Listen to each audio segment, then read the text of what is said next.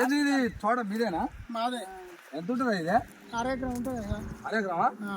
ఏంది మరి అంటే నీళ్లు కావాలి కదా దీంట్లో? ఉండాలి నీళ్ళు ఏంది ఎట్లా పోతుంది? ఇది జోరు ఎండాకాలమా మరి? ఏంది ఇది? ఏం పూలు ఇవి? దీన్ని ఏమంటారు? ఈ ఎర్ర ఈ పచ్చవి ఉన్నాయి. పచ్చ ఏమో ఒక్కలు అంటారు. ఒక్కలా? ఒక్కలు అంటారు ఇత్తనం పేరు. ఓకే ఓకే అదే అంటారు. ఇక బంతి పూలు అయితే నాకెరక అందరికి ఎరకే కానీ పేర్లు ఉన్నాయట ఏంటి? ఏమో పచ్చ ఒక్కలు అంటారు. ఒక్కలు. ఏమో అశ్వగంధ అంటారు. అశ్వగంధ.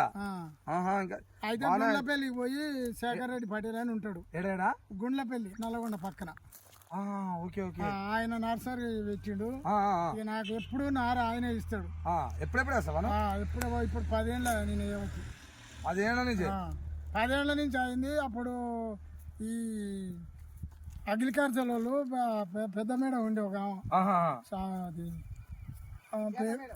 శాతా మేడం శ్వేత డ్రిప్పులు ఇచ్చింది. డ్రిప్పులు ఇచ్చి మన్సింగ్ పేపర్ ఇచ్చింది.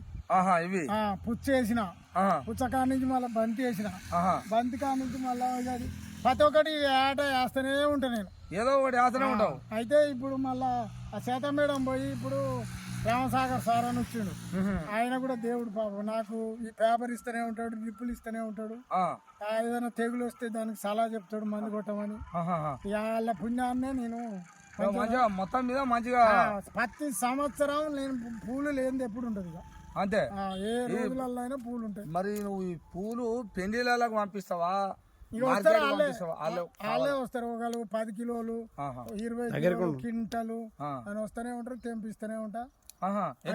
క్వింటల్ కావాలన్న వాళ్ళకేమో 60-70 ఇస్తా. 50 కిలోలు అంటే 80 రూపాయలు 90 రూపాయలు ఇస్తా. ఇక 10 కిలోలు 11 కిలోలు 20 కిలోలు అంటేనే 100కి ఇస్తాం. ఇంకా 100 రూపాయల కిలో. ఎప్పుడు ఇదే పని అది. మంచిగా ఉంది కానీ ఇక మంచిగానే చేయడం పని ఉంటది. ఇక కష్టం ఏ పూటదా పూట తప్పదులే.